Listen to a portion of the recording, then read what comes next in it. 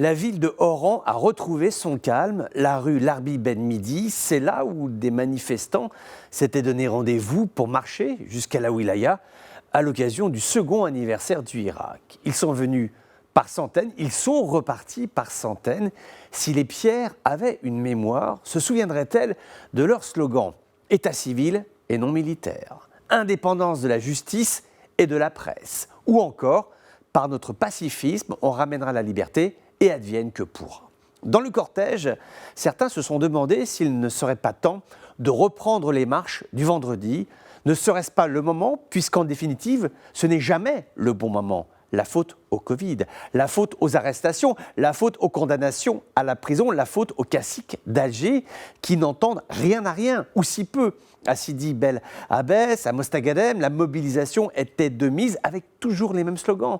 Ou encore à Temouche, là aussi, toujours les mêmes mots, les mêmes histoires, la police, les manifestants, les mots d'ordre et la dispersion du cortège le soir venu, quand le silence retrouve ses aises, peut-être un silence de stupeur, quand les mots n'y suffisent plus, les appels à la raison, quand on ne sait plus trop quoi dire, le silence un peu comme une paroi de montagne qui s'effondre. Au début, il y a un roulement de pierre, crescendo.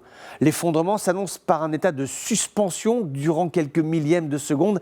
La roche tombe au ralenti, une chute, comme les prix du pétrole, une chute, comme les investissements publics d'un État algérien dont les revenus s'amenuisent, une chute comme les mots de l'exécutif qui tombent à plat, des promesses de campagne, des promesses de probité. Je ne tuerai point, je ne volerai point et j'arrêterai la corruption. Des promesses auxquelles tout le monde voudrait croire, mais des promesses auxquelles personne ne croit. Pour autant, faut-il se taire ? Regarder et ne rien dire, attendre la prochaine secousse. Les étudiants ont manifesté ce mardi à Alger, mais qu'en sera-t-il vendredi ? D'aucuns pensent que le moment est venu de recommencer, reprendre le chemin, qui c'est le chemin de la liberté, mais sans violence, sans tergiverser sur les fondamentaux d'un mouvement citoyen et responsable.